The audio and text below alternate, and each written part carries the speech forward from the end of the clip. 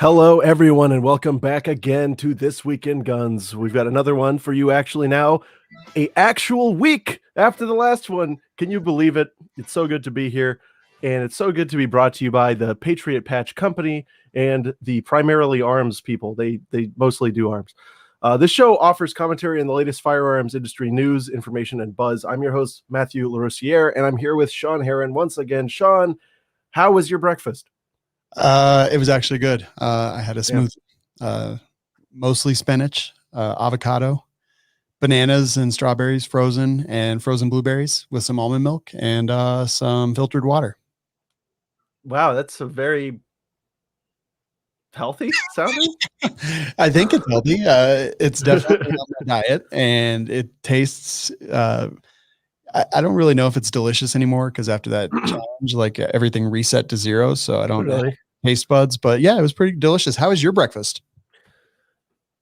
I had a Ukrainian style crepe, and it was really good. Oh, what makes a crepe Ukrainian style? And so any of you Eastern Europeans out there, don't choke me if this is wrong, but it's like a regular crepe.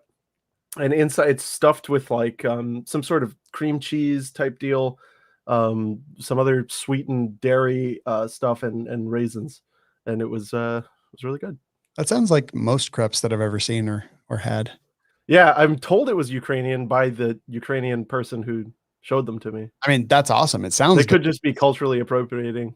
Wait, do you like raisins? Because I love raisins. I like raisins. Yeah, like I don't like the evil raisin lobby that causes the government to do a lot of weird stuff. Oh yeah, I like the physical raisins. Yeah, I don't like the raisin lobby. I don't like those dirty California raisins. But other than that, I like them. Most people don't. I've been surprised as an adult really? that a lot of people don't like raisins, and I'm like, well, I mean, it's terrible to be a communist, but the funny thing about the raisins in the like Ukrainian crepe thing was, when I was eating it the first time, I thought there was meat in it. Just the way all the flavors came together, I thought it was like some kind of like sweet ham type deal. They were like, "Oh no, we put the raisins in there for that." I'm like, "Oh, nice." It really does. When you're eating it, you get a bit of savory, and then you get the texture of the raisins, and it feels like there's ham in there. It really does. I'm gonna put chunks of bacon and raisins in hamburgers and cook them on the grill. That sounds kind of delicious, actually. There's one downside of raisins, though, is that you have to keep doggos away from them. Oh yeah, because they'll cause kidney failure. Yep, it's a bad one of those bad plants for dogs. Dang it. Yeah, that stinks. Yeah. But anyway, wait. So do you think that people who hate raisins are just reincarnated dogs?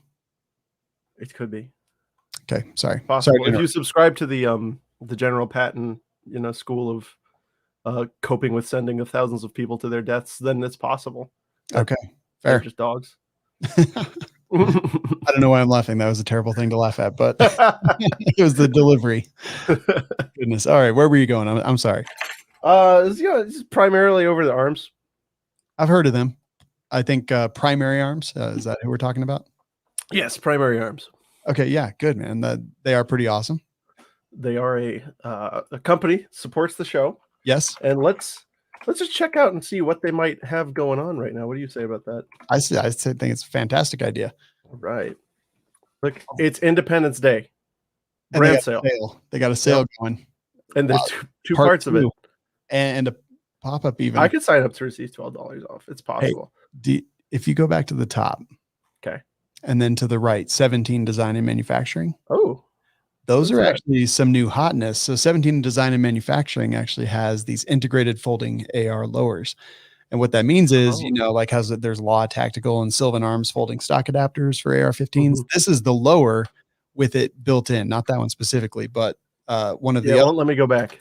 Okay. These right here are these ones. Yeah, these ones here. And then okay, there you are. And $299. That's kind of slick. I'm not gonna lie. Yeah, if you consider, and it's integrated and it's nice. So if you consider like a Law Tactical is about $250, mm-hmm. and then you figure a lower for a decent lower is going to be $100 to $150, just depending on who you're buying it from and what kind of deal you're getting. That's actually going to save you some money because it's only $299.99, and these things are actually pretty hot right now, and they're in stock at Primary Arms. So yeah, and that's the other thing with those with the adapters that go into the standard lower, they Mhm. add a little bit more bulk than I'd like to, and they're a little bit more awkward than I generally like to have. And this looks like it solves that problem with it being integrated into the rear tower. I think it definitely decreases some of that length of pull there, and Right. it does come with a special buffer to transverse the gap that Yep. that the folding stock adapter or that the folding stock area adds. And that special buffer, as I understand it, also integrates a pin to keep the thing from flying out of the gun if it's discharged when folded. Yeah, there's a little retainer pin on the inside of the part that folds, or actually, yeah, that's generally where they are. Right. You can shoot them Once. folded So, once. yeah. I Well, yeah, test. this is cool, guys. I mean, definitely check it out. They got a whole bunch of stuff on sale. They've got this. This is cute. It's a mini tactical vest bottle koozie coyote. Oh man, I actually have some of those. They're awesome. I actually, yeah, they were giving them out at the shoot we went to. Yep. Yep, I picked one $9.99. up. That's Yeah, awesome. $10. You can only get 10 though, so What? yeah, you can only have 10. If you have more than that, they're gonna be weirded out. Hmm. So get 10, then have your buddy buy 10, and then have a party or whatever. I think, yeah, I'm actually going to order a couple right now. Yeah, they're Guess what? really slick. Guess what coupon code I'm going to use? Oh, Are you guessing? yeah. Guess. Well, You is it Twig 10? It is. That's the one I'm going to use. That's the one. That's our favorite one. It is. Yeah. And the people that are listening can use that one too at Primary Yeah. Arms. Or you can just go to frn.deals/PA. Yep, frn.deal/PA. Support the people who keep us on the air. It's they're cool guys. They got cool products. So give it a look, guys. Yeah, heck yeah. And Heck I'm yeah. going to order those right now. Yeah, no, those are. You know what I think they'd fit like perfectly on a ferret or something. I mean, I don't own any weasels, but if I did, I would definitely get like one in each color and put it on the weasel. Did you know that the black-footed ferret is the most endangered animal in North America? Well, he needs these. Yeah, exactly. And get some little plates for him. 100%. I was at the zoo and they're like, we've done so much. We brought them back from the edge of extinction. And I was like, well, I mean, who asked you? Honestly. Yeah. You brought the what from the edge of extinction? Yeah. Oh, not interested. Didn't know they existed. Why? That's like the snail darter stuff that like the government goes through all these.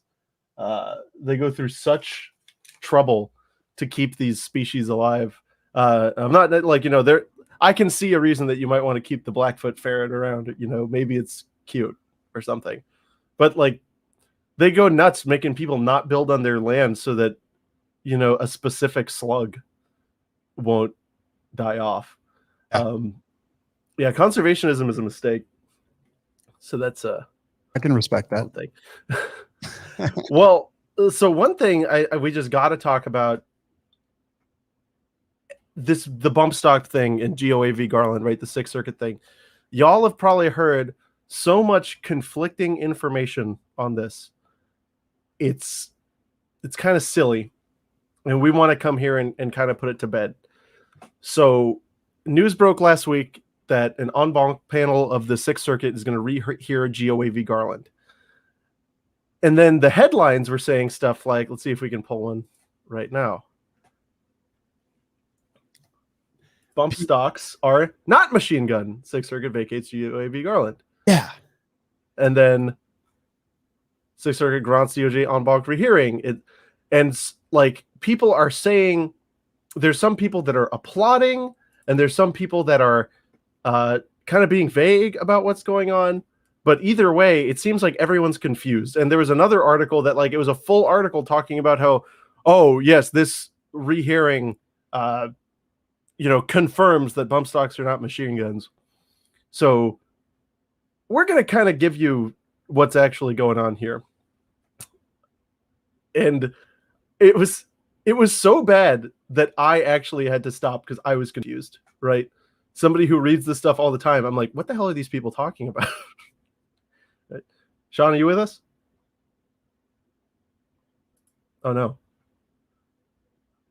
can't believe he's dead. Shawn. Well, I'll just keep going until Shawn reanimates. So I actually pulled up the Sixth Circuit decision, and I pulled up what was going on banc. And of course, the Sixth Circuit decision is the one we actually really like. It's basically the one that smacks down commerce, the Chevron deference, right? It smacks down Chevron deference, and it basically says, no, you guys were not entitled to use Chevron deference. It was a wonderful opinion that basically said, not only is it inappropriate for you to say, and for those of you who aren't familiar, Chevron deference is a doctrine that was created to enable administrative agencies to get deference of the court in interpreting the law on their issue, or the rules on their issue, whenever there was an ambiguity. Okay. The funny thing is, the government didn't assert that it was going to afford itself of Chevron deference.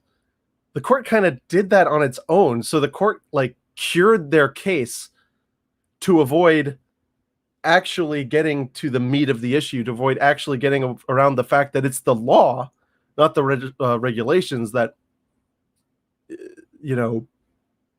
are the source of the problem here. So, to be clear, the original Sixth Circuit case was good. It said bump stocks are not machine guns, and put it down to the lower court saying, fix your stuff, right? So the government appeals. And what happened last week is they granted that appeal to rehear the case en banc. And that means basically a large panel, not just 3 judges, but a large panel of judges, the entire court getting to weigh in. And in the rules for the Sixth Circuit, what that means, and I'll read it here, the effect of granting a hearing en banc shall be to vacate the previous opinion and judgment of the court, to stay the mandate, and to restore the case on the document as still pending appeal. So what this en banc grant did is eliminate that good ruling, this great ruling here, that let me read you some good terms from this. So this is the ruling that was eliminated based on the text and context of 5845B, the machine gun component, and supported by the United States Supreme Court's interpretation in Staples. The phrase single function of a trigger referred to by the mechanical process of the trigger, not the shooter's pulling of the trigger, and consequently a bump stock could not be classified as a machine gun under 5845 Bravo. That ruling is now gone. Granting the rehearing en banc is not good news for us. Actually, it was put very well by Eric Pratt of GOA when he said, today the Sixth Circuit Court of Appeals vacated again a brilliantly written opinion on bump stocks by a 3-judge panel of the court. The fight is not over. GOA blah blah blah, saying basically they're going to keep on fighting it before the en banc court.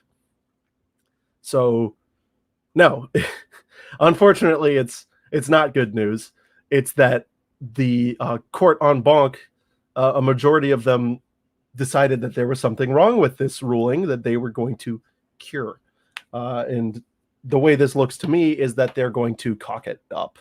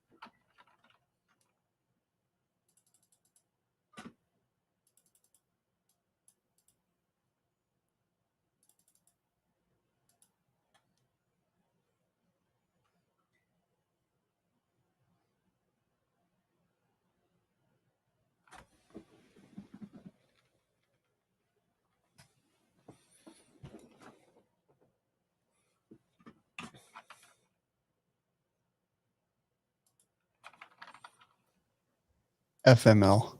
What happened? Lightning struck and shut down the entire building. Nice. And now nothing's working and my computer wouldn't turn on for a while. All right. Sorry, dude. Oh, okay. It's raining like a bitch, so chances are it may happen again. I don't know. I'm supposed to have a UPS, but apparently it didn't. I don't really understand what happened. Like even the UPS was down. I don't know if my battery's bad or what. Well, I mean, it would have shit the internet out. It did. The router rebooted. Okay, yay. I'm back. Holy fuck.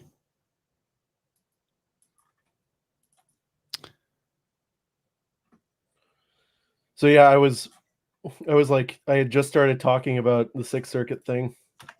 Okay. I mean, what should we? We should. just, you want to start at the Sixth Circuit thing all over again? Yeah. Okay, cool. Because I was kind of like visibly shook. Were you? I was talking to you and I was like, oh, I can't believe he's dead. And then I just started doing it on my own because I thought you'd be like right back. That's what I thought too. I was like, oh, what happened? And then the lights didn't come back on. And I was like, help. Okay, let's see. I think that I am back and good to go. I hit record. I was enjoying. You know what happened? Because Pincus keeps asking for somebody to make a wager, and I just chimed in from my professional account, and I just said, I want to bet. I love bets. We'll see if he challenges me. Okay. All right. So.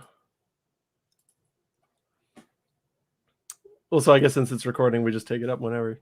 Yeah. The recording stopped, so I started a new one, and I'll ask Ben if he'll add them together. Okay, the last one stopped? Well, yeah, when the power went down. For me, it says live 2250. Oh, yeah, the video is still live. The audio is now live again in a second. Got it. Okay, so I can just chop it. Got it. Okay. Yeah. Got it. All right, here we go. All right. So I think there's a lot of confusion out there about the bump stock case, the GOAV Garland thing. What do you think, Shawn? There is. And I'll tell you, I covered it on another show, and I read the Firearm blog article, and I was completely wrong, and someone pointed it out, and I had egg all over my face, which is weird because there's no eggs in this office. Yeah, that's a problem. Yeah, it is. But everyone's confused about it. If you like Google it, it's a minefield of disaster and disinformation out there. So yeah, let's look at a couple headlines. Okay. Bump stocks are not machine guns. Sixth Circuit vacates UAV Garland. And then there's some other ones. It's just interesting. There was a whole article, and this is the TFB one you mentioned. There's a whole one on another outfit that was like pages long thing saying how like this confirms that bump stocks are not machine guns and stuff like that. Yeah. And you know what? I agree with the sentiment. I do. However, that's not what happened. No, that's not what happened at all. Yeah. So, we have this article by Luke over at TFB, and he's saying previous judgment has been vacated. This essentially means that the panel ruled that bump stocks are not machine guns. This is a victory for the Second Amendment community, even if you're not a fan of the bump stock. Right. Like what? And then the first paragraph has a completely different tenor than the second and third paragraph, but it's all very confusing. And Luke, love you. Don't know you. Sure, you're a great dude. This awful. Delete Luke, this. Luke, I bet you smell nice. Delete this. Yeah, delete it. Delete Facebook. Hit the gym. Get an attorney. Well, it's funny because it's put best here. It's all here though. Yes. Like, I don't know what he's anyway. The best way it's been put, and it's been kind of vague though. I can understand why people are confused. Is when GOA's vice president put out, he's the director of federal whatever. The Senor. Oh, gotcha. Eric Pratt. Yeah. Senor vice president. Eric Pratt said that today the Sixth Circuit Court of Appeals vacated a brilliantly written opinion on bump stocks by the 3-judge panel of the court, but the fight is not over. So what he's saying is right. And then also here, if you look at the order in the granting of the rehearing en banc, what it does is it takes the previous case, which was really good, by the way. So what the previous case said is, and you have to understand like a lot of moving pieces that were going on here. So the government, because remember, this was under the Trump administration when they were really fighting this, did not assert Chevron deference. Chevron deference is when in administrative matters, the court will defer to their interpretations of their own, rules and whatnot whenever there's an ambiguity. Mm-hmm. There's a bunch of reasons why that's bunk, because it invites them to do these ambiguous things. And also, the government didn't raise the question of Chevron deference. In fact, they were explicitly saying, don't do that, because Trump's DOJ was actually fighting for its overturn. Mm-hmm. At least at some points, it seemed like it was. So the lower court basically said was, even if you don't want Chevron deference, you're getting it because I don't want to actually get to the meat and potatoes of this issue. So the Sixth Circuit, the 3-judge panel was like, no, that's inappropriate for a lot of reasons. One, this is a criminal statute. Two, even if it were appropriate, it is not the most appropriate way to read the machine gun prohibition. Right. And so that case was good. So last week, what happened is a majority of the judges on the Sixth Circuit Court of Appeals got together and voted to take the case again. And what the rules say is when they do that, when they grant that rehearing en banc before the whole court, it makes it so the previous opinion, the good one, the masterfully written one, as they say, mm-hmm. It's like it never happened. Yeah. So it's gone. So it's like, yeah, it's gone. So I don't understand at all, like where all the media, I think here's what happens. Like everybody sees this tweet from GOA. They see the tweet from GOA and they're like, oh no, we need to be the first ones to break this news. Right. So they just cut and paste some stuff, but there's like no real critical thinking or cognitive thought going into it. They just copy and paste some stuff. And then me being an idiot, an intellectual, I read what they say and I'm like, this is wonderful. This is great. What, didn't this already happen in March?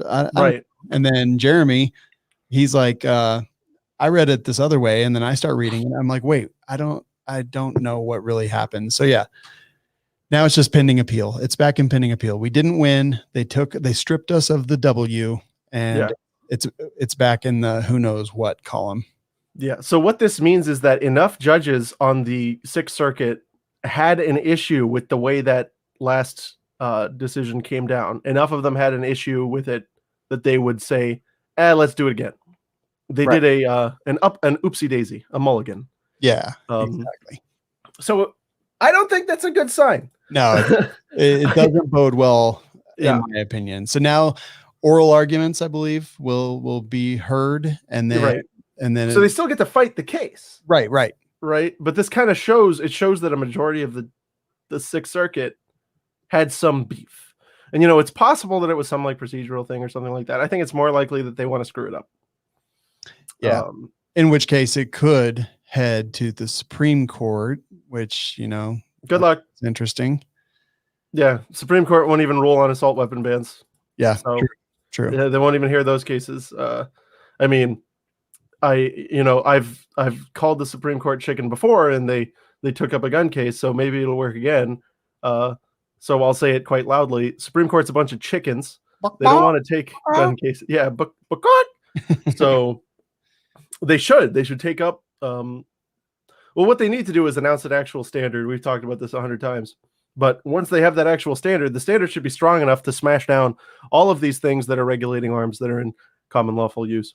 Yeah. So yeah, but I just want to say that, how sometimes when people say something so confidently that you're like, wait a minute, maybe I'm stupid. Yes, I often do.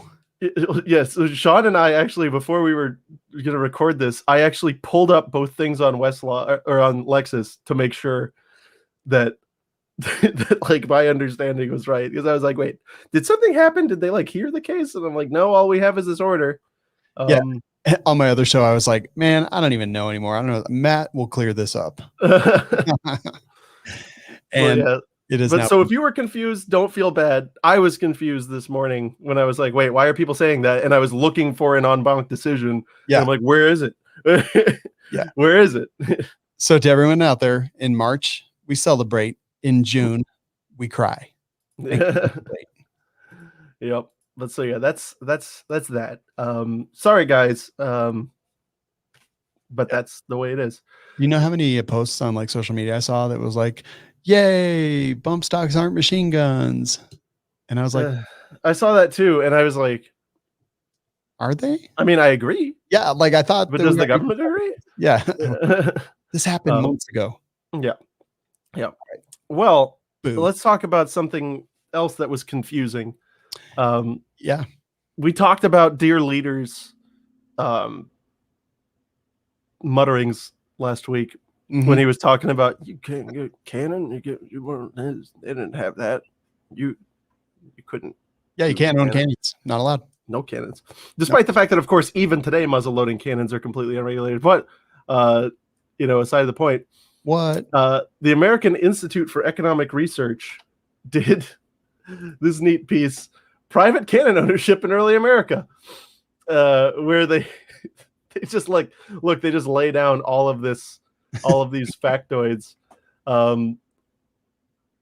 right from their own. They would form their own military units called legions, right, and including cannons. This regiment incorporated a private artillery company in Vermont. That is in 1801, so long after the ratification. Then we talk about privateers, which honestly, Article 1, Section 8, Clause 11, so dope. During the War of 1812, more than 200 American privateers seized and sold over 1,000 British ships, which again, slick as hell. Americans would develop, manufacture, stockpile, and sell cannons to meet the demand of private individuals as well as the government. Consider an article from 1812 that complained that the least rumor of war caused the market price of military goods like cannon to increase 50 to 100%. Nevertheless, the stock of cannon and small arms remained adequate to emergencies, and the art of boring cannon was so well understood that thousands more cannon could quickly and flawlessly be manufactured if necessary. Somebody show this to Attorney General Josh Shapiro, that we'll be talking about a little later. But anyway, you know what I discovered here is that the plural of cannon is cannon. You didn't know that? Apparently not. Yeah. I think I would have said cannons. We can have cannons, but no, we can have cannon. Yes, one cannon, please. And also, interestingly, it was common for Americans to fire their own cannon for celebratory purposes. I often fire my own cannon. Yeah. A 1833 court decision stated that for almost 70 years, it had been a universal practice throughout the whole land to fire cannon to celebrate Independence Day and other major events. And still is, because every event that I go to, there's always a dude with a cannon.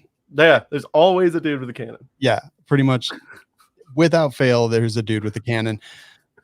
But, apparently. Unfortunately, a boomer usually, but. Well, yeah. But not at some point we'll have to step up and buy a cannon. Right. I was just thinking I need a boat and then I need cannon. And then I would be awesome. But yeah, you can have cannons. So we just need letters of marque. I'm totally in. But yeah, everyone can have cannon. But Joe Biden doesn't think so. So yeah, that's ridiculous. And we just thought you guys might enjoy some of those historical snippets. I thought they were interesting. And confirming our existing beliefs. Next up, again, we mentioned Josh Shapiro. And I was having a conversation with some of the 3D printing guys on just like what the heck this guy's like deal is, Yeah. It's not clear why, how do you like be this lame all the time? So check this out. He, is gloating on Twitter. My office just seized 3D printers owned by a convicted felon and used to build unregulated DIY ghost guns. What? No one should be able to build a gun in their home. It's time to close the ghost gun loophole. Oh my God. And then, of course, we get Johnny with, sorry, AG, not all Pennsylvanians agree with you, and where he posts his his FN40. And then, of course, Navi of Buhandia comes in with the Plastikov video. That's wonderful. So he's just getting Rick rolled in his comments. He's just getting rolled, getting ratioed. But I don't know. I kind of want to explore like what the heck this guy's deal is. I have a theory, and Mr. Ivan of Troll and I were discussing, and it seems to me like this gentleman has greater political ambitions. I don't think that he wants to stop at Attorney General of Pennsylvania. I think he wants to, like, I don't know, be a larger spider lizard thing, up in the federals. Yeah, probably he wants to take over the governorship spider position. It's possible. And senators, like, something like that. And so the thing is, we know that he's Bloomberg backed. Yeah. And so, if you're gonna buy your way up in the office, you need that money to keep going. So it seems like this whole fixation on 3D printing guns is like, one, they're like not a problem. They really aren't a significant source of problems for anyone, really. Yeah. Honestly, they're more a source of problems for those of us who build them, because we're always having to check on and fix our printers and make sure they're not feeding wrong. I feel attacked. Well, no, I've actually I just had to re-roll a spool because I was printing a receiver in it. Oh God, I think I just heard it kink. Oh no. Oh God. Are we okay? 1 second. Okay. Well, so the funny story about what happened is now his 3D printer has failed, but during the first half of this episode, we were sitting there recording, and then suddenly I heard a big boom outside. Lightning had flashed. No, we're good. Thunder had roared, and my power went out. We're good. Oh, thank God. Yeah. So yeah, my power went out, and now we almost had a 3D printer emergency, but everything's fine. And Josh Shapiro is a douche. Yeah. So that's what I was saying. Like, most of the problems caused by 3D gun printing is stuff like just happened now. They do have errors and things. So that's why I think that Mr. Shapiro viewed 3D printing guns as like a low-hanging fruit that he could easily, abuse his office to get progress on, so that he could then later on go before Bloomberg and kneel and say, like, look what I have done with the money that you gave me, right? And then get more money, and then go before the congressionals, or perhaps, like you said, the state, the whole state, and do the same thing. I think that's the only way that could explain this, just because he has gotten so much grief and just like challenges and problems constantly from going after this. I think he just sees it as the most attainable form of gun control that he can do to impress his keepers. You know what I mean? Yeah, it's definitely, when you go back to the altar, it definitely helps to have these things. To bring a skull or something. Yeah. Some myrrh and incense that you bring to the altar as a right. Yeah. I don't know. And then just like we seized a 3D printer, like, ooh, this is so bad. We have to close the 3D. Why is everything a loophole? It's not a loophole. Are you talking about centuries of being able to manufacture our own firearms, our own weapons? Like, right. I don't know. It's not a freaking loophole. It's been around. You're just uncomfortable because you haven't outlawed something yet. Yeah, we were just reading an article that explained how in 1822, the process of making cannon barrels was so universally understood that it was just never a problem. Right. Right. Yeah, no, man. Forget you, Josh Shapiro. And I've seen some of these. I have a friend who's a gunsmith. He's a French guy, Fabrice, if you're listening, hello. And he showed me some of the ways they would do rifling back in the day. And it was like little machines, nothing crazy, that that they'd have to do rifling, in small shops. And it's like this like weird traverse thing with two rails and a twisted piece of square steel in the middle, and it just brings a little cutter, that moves just a little bit, and you move the barrel up and down on it, and then you index the barrel and then move it back and forth on it again. So yeah, it's like even rifling was not something that was, I'd say, back in the day, doing rifling was like the equivalent of the people who buy a mini mill, to cut out 80s, right? Yeah. It's like, yeah, there's a fairly big investment, but you can still do it. Yeah, man. I don't know. I just, we talk about this often. Like, I can't relate Mm-hmm. to people who wake up in the morning and they're like, oh my God, these ghost guns, we got to do something about Oh, it. It's a huge problem. Like, first of all, that term's dumb. Second of all, unserialized, privately made and held firearms are not a terrible thing. Do criminals use them? Yes. Do criminals use cars? Do criminals use big rigs and trucks and semis and things? Drink water. Yeah.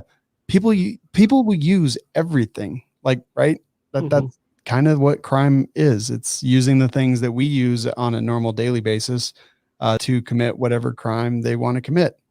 Well, and also, so most of the people, from what I've read and researched, most of the people who get 3D printed firearms to use in crime, well, not even to use in crime, like, so, because most of these crimes are like, oh, hey, you weren't supposed to have the gun. It's like the mere act of possessing a gun. And we're going to actually talk about that a little more later. But most of the time that they find these printers, it's because one dude, was making and selling them to a bunch of people. Yeah. And like, so when you get those enterprising individuals, what that is there's some dude who knows all these people that are prohibited.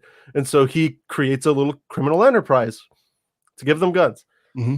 Banning the 3D printer isn't going to stop that. He's going to move on to the next thing. He's literally just going to go, what's the cheapest way I can make guns for these people? Yeah. I'm going to go steal them. That, or the next thing, he'll go to machining them, right? Making them simpler, or go to pipe guns, right? He'll buy Sten parts kits and get some pipe and start welding, I mean, that's the next cheapest thing. Yeah. Like, those things are against the law. Like, yep. We don't need more laws because they're already against the law. Right. And it's not that we need to enforce the existing law. It's that the law is stupid. 100% agree. I mean, it's just like, it's because it's not going to do anything. So the only time you actually punish, what it's for is just like what the NFA was for. The NFA was expressly, and they said this in the congressional record, the purpose of it was so that when they caught mobsters and they couldn't prove that they were making unlawful intoxicating liquors, that they'd have some other way to get them. And it would be like, oh, because they'd have these gangster guns, they'd have a handgun, right? A handgun is a gangster gun, and we'd get them for not making their tax payment. Oh no. That was the whole point of the NFA. Yep. It was to catch mobsters with handguns, and and so you didn't pay your tax. The secondary target was machine guns. Yeah. So it's ridiculous, man. Right. Boo. Stupid, bad government. Go to your room. Yeah. Except your room is another country because we don't want you. Yeah. Or Siberia or something. Yeah. Or like that part of Alaska that only the bears live in. Literally 3 months down the road, they'd be like, Siberia has initiated its entrance into the United States. We want to come back. So, all right, next up, we got some positive news. Oklahoma, an Oklahoma senator is interested in, because they've got, as I understand it, they've got constitutional carry there. Mr. Nathan Dahm, neat name, wants to see the legal minimum age for that constitutional carry lowered to 18. This makes perfect sense to me, honestly. Yeah. If you're going to pick an age to where you can be treated as an adult and, actually get to defend your life, it should just be one age, right? So that's what he tweeted. Why shouldn't 18, 19, and 20-year-olds have the right to self-defense? Simple question. Couldn't agree more. Yeah. Simple question. Like, it's like everything else. If you can join the military at 18, if you can buy like things that are considered adult things like cigarettes at 18, like not anymore. Oh yeah, that's right. Right.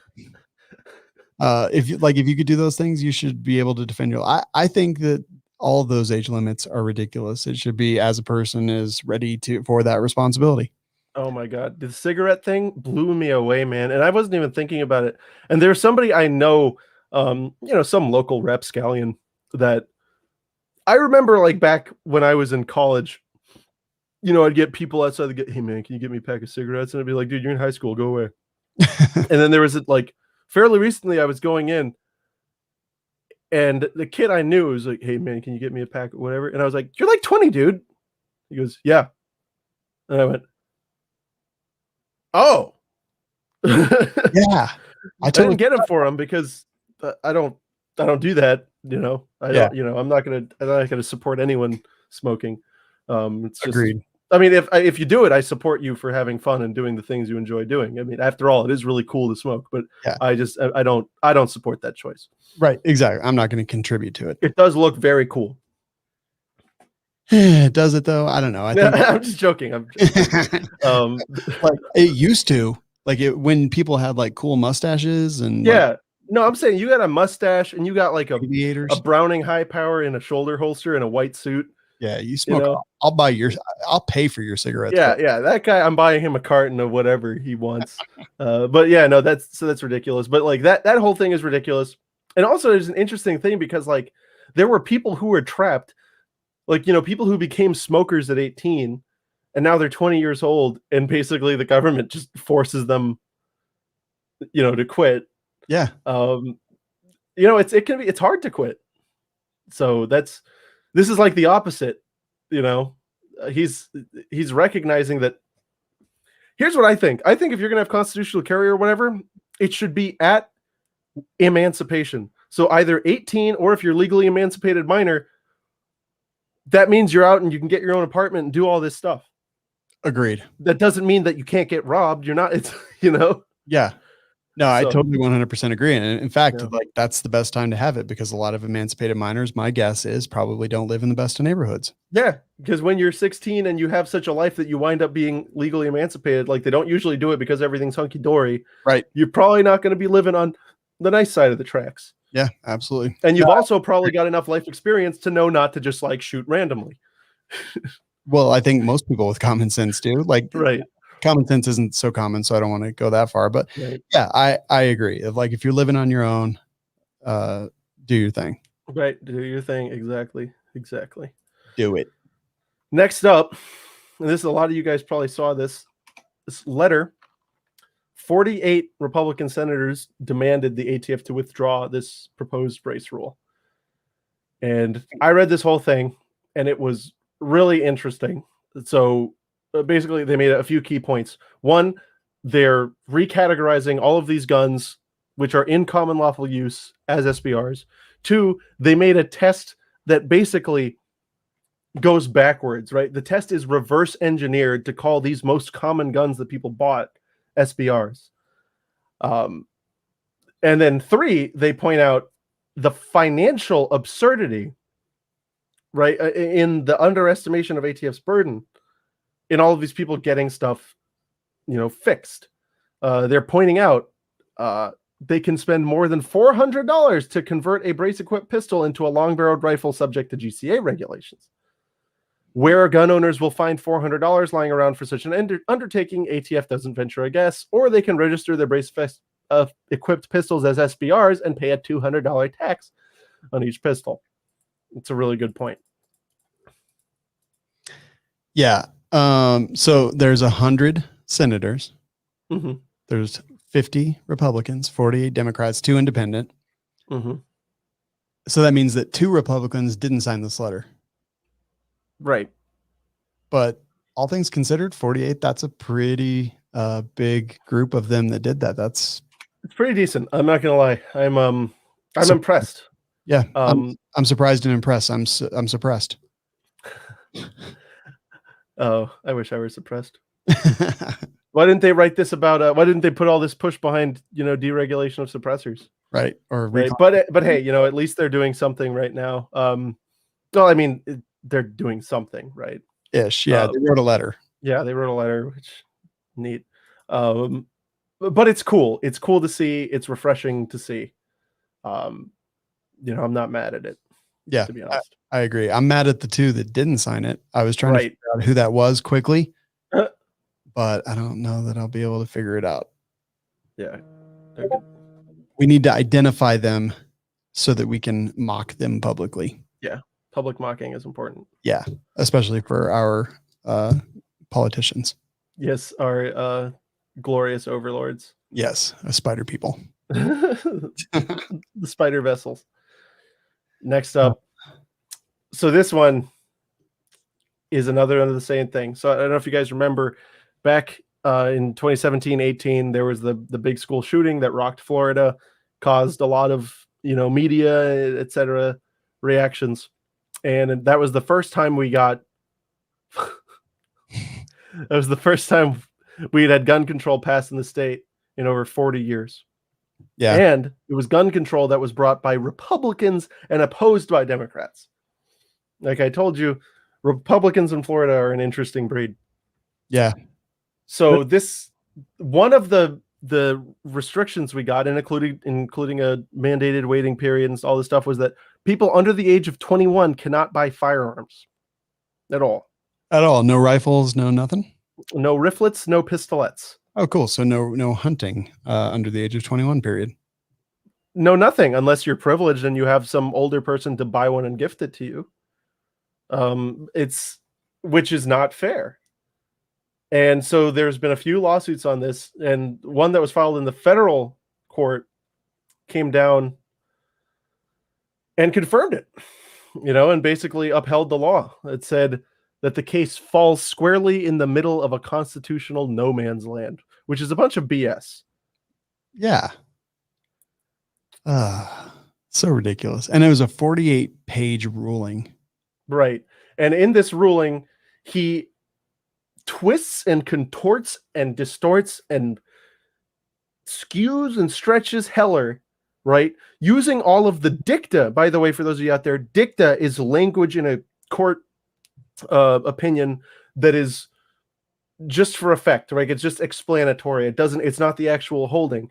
He used dicta to justify what he's saying, to justify his ruling.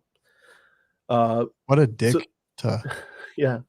So Walker, in a ruling last week, traced historical gun restrictions and court decisions and said he was following legal precedent. In part, he focused on DCV Heller. The Heller case is broadly considered a major victory for gun rights supporters. It also said certain longstanding prohibitions about guns do not violate the Second Amendment, according to Walker's ruling. That's actually wrong. Heller doesn't say that.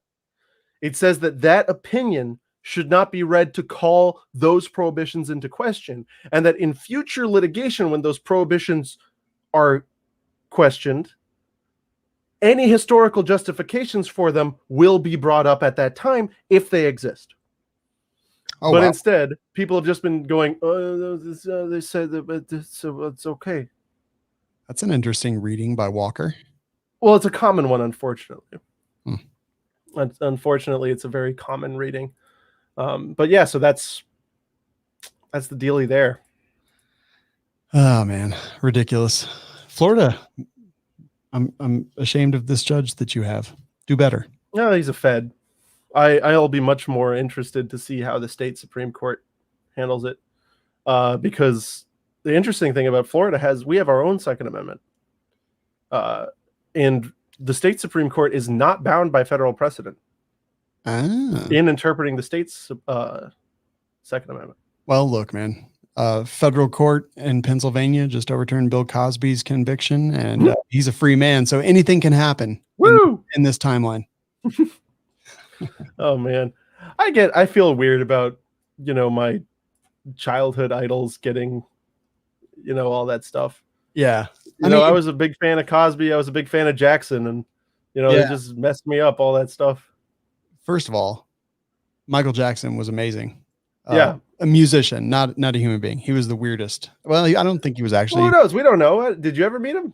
No, I never met him. I saw a bunch of stuff though on the internet. I saw stuff and I read things in court documents, but I don't know what the truth is. Doesn't matter. Thriller's still one of the greatest albums of all time. Right. Yeah. As well as Smooth Criminal. Yeah. Yeah. Right. But yeah, anyway, anything could happen. The first album I ever bought was Bad on cassette. Dang. Yeah. Dang. I don't know what the first one mine was. It was probably Motley Crue, I think. Shout out the devil. Nice. Yeah, that was I'm sure your mom hated that. Yeah, that was the first tape that I bought. Okay. Yeah. The first record, I never actually bought a record. Are you sure you weren't playing 78s? I had records that were passed on to me, and Led Zeppelin. Them. I freaking hate Led Zeppelin. So. Really? Yeah, not a fan. I never got into it. It just sounds like a guy's just like making noise on his guitar. Right. I'm like they just added dolphins and mating cats to music ish. Yeah, no, whenever I listen to Led Zeppelin, I'm like, I have a buddy who smokes a lot of weed and plays his guitar. I could just go over there and sit there. Like that's what that's what it sounds like. I think that's legit how they started. We're gonna get so much hate mail. Yeah, whatever. They're at least okay, give us hate mail, but at least admit we have a point. We do have a point. Yeah. So other unpopular opinion, I don't think that John Bonham was a great drummer. I don't even know who that is. The drummer of Led Zeppelin. Oh wow, then. Yeah. Not a fan. He was a good drummer. I don't think he was a great drummer. Oh. Yeah, that joke went over for me like a Led Zeppelin.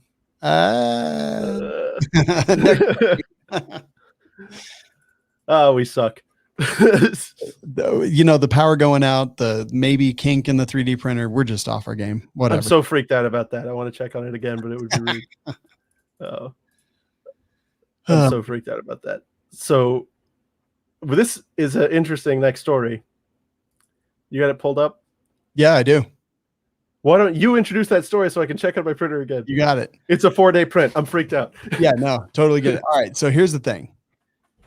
NAACP, a dude from the NAACP, said that Biden's gun plan is concerning for the Black and brown communities. His words, not mine. He says that it encourages over-policing of Black and brown communities, which ultimately results in unnecessary harms and deaths of Black and brown people.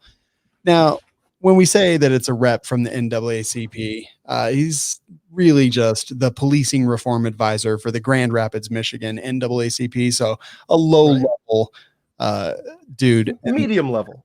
Medium level. He's a medium. He's a medium. Medium boy. Double XL, but also medium. I'd say extra medium. Extra medium. So he says that the community should be involved in decision before any money is allocated because Biden's plan suggests cities use some of the COVID-19 relief funding to get the job done. And his point is interesting, I think. It's a really good point. It is. It is. Yeah. What were your thoughts on this one? So you read the part where he basically says what all this does is encouraging over policing of Black communities? Yes. Because it's entirely true. Most of and he even points out in some of other writing, the majority of the crimes, actually, no, that's pointed out actually in the Bearing Arms article proper. Most, and I'll quote, most of who we see arrested for so-called gun crimes, even just possession, right? They're minority people. And I would even venture to say that most of these gun crimes are simple possession, right? A guy who caught a charge, or evenly, and this is why I hate the Lautenberg Amendment. There's a huge problem where people put up domestic violence restraining orders that are bogus. Mm-hmm. And it often happens in these communities where people are actually in danger and they really need to have guns, and so they can't stop carrying. Yeah. And what happens when you're subject to a DVRO and you're caught with a gun?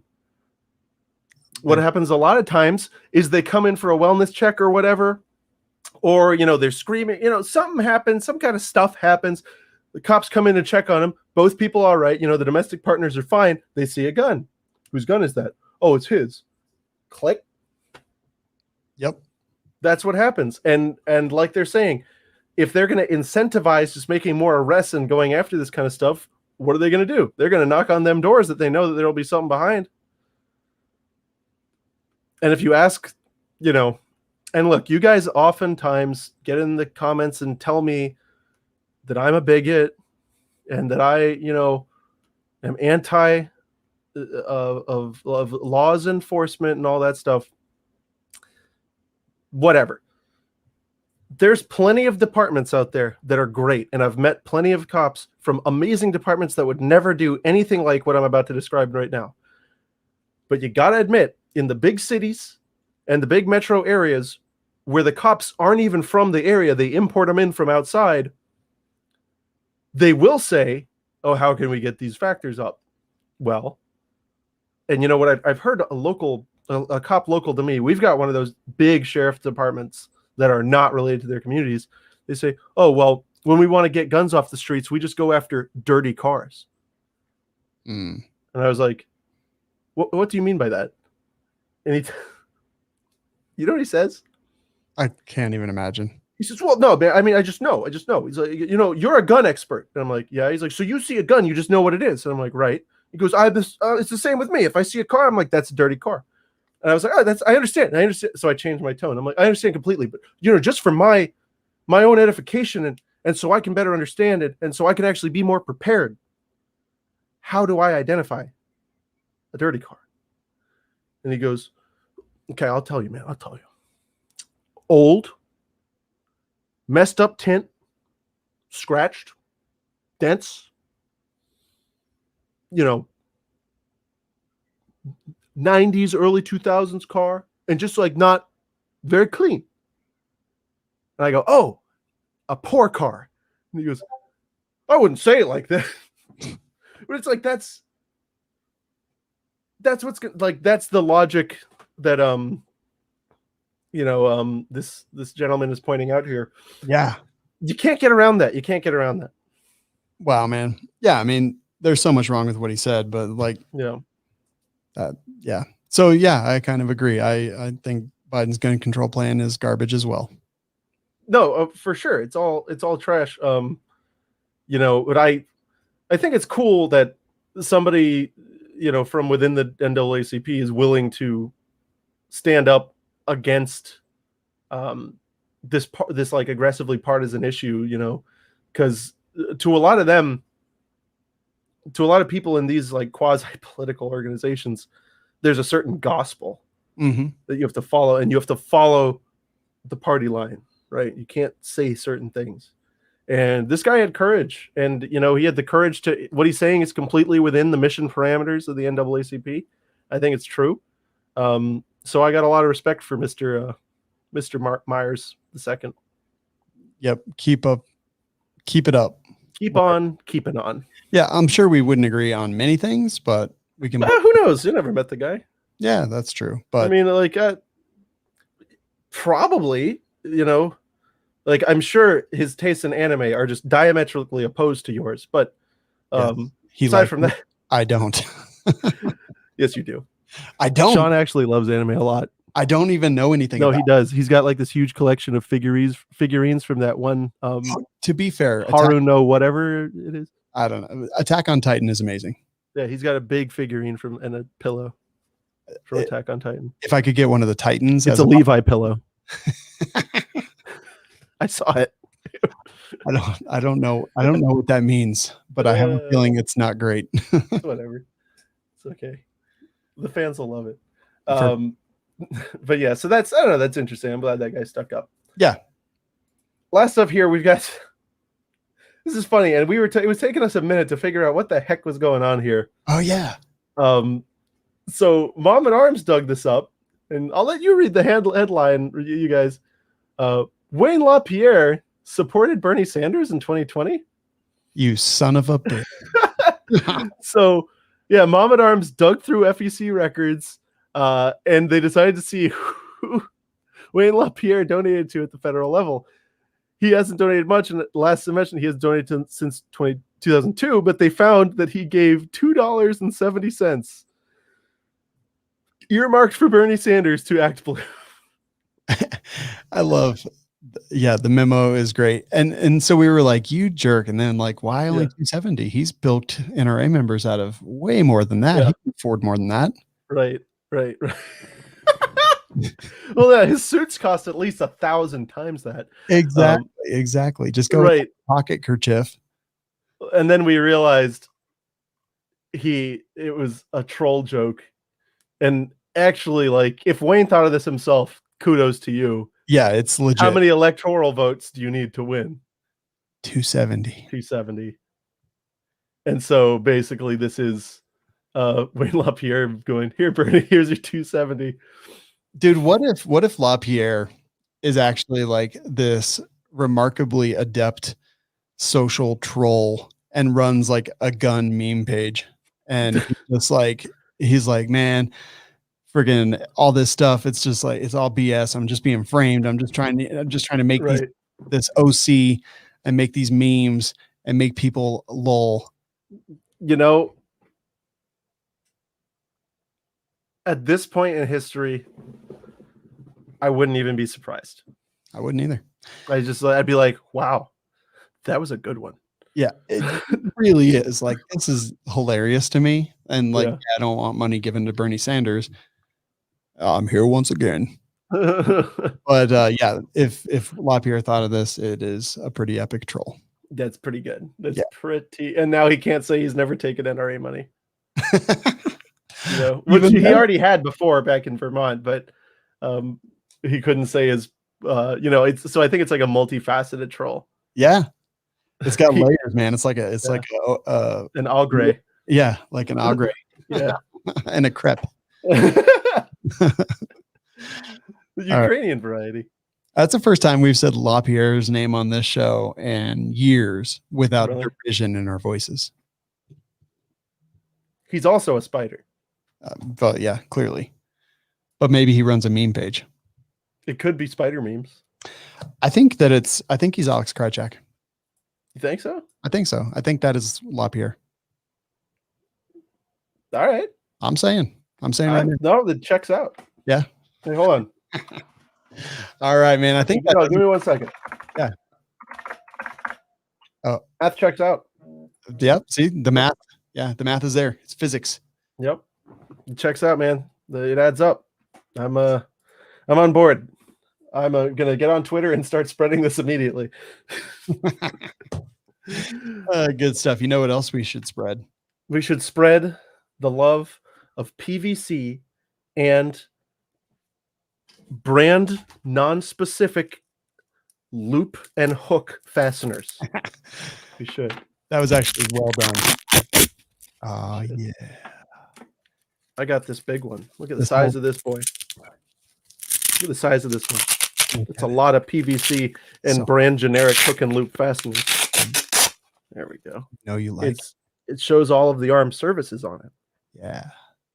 Let's see if we can get wow. Put it on his beard. No, that's quality. Yeah, I put this huge thing. It's more than 4 inches both ways. And these brand non-specific hook and loop fasteners on the back are they work. Really good quality. They will stick to your vest. If they'll stick to my face, they'll stick to your vest. And that's the Patriot patch promise. Absolutely. Great. I don't know what's happening in our lives. But yeah, patriotpatch.co is the place that you can get the patches to put on your beard. And again, Patriot patch promise, sticks to your beard, sticks to your chest. Yep. Remember, new tagline. There's a code. What is the code? I forget. The code. All right, we're going to transmit this through Morse. Okay.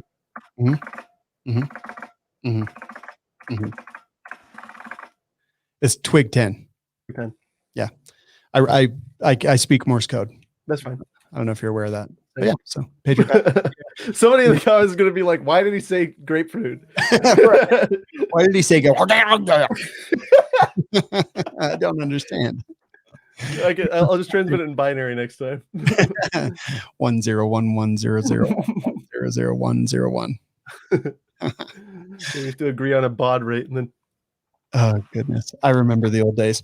Anyway, no 3D printer issues. The lightning storm couldn't knock us down. We are here, and we are done. Awesome. I accidentally had our notes window open, by the way, when I typed all those periods. I saw it. I was like, that's amazing. Oh, man. All right, guys. Thanks for tuning in. We will see you next week. Insert ending music here that the system that plays that is still down from the power outage.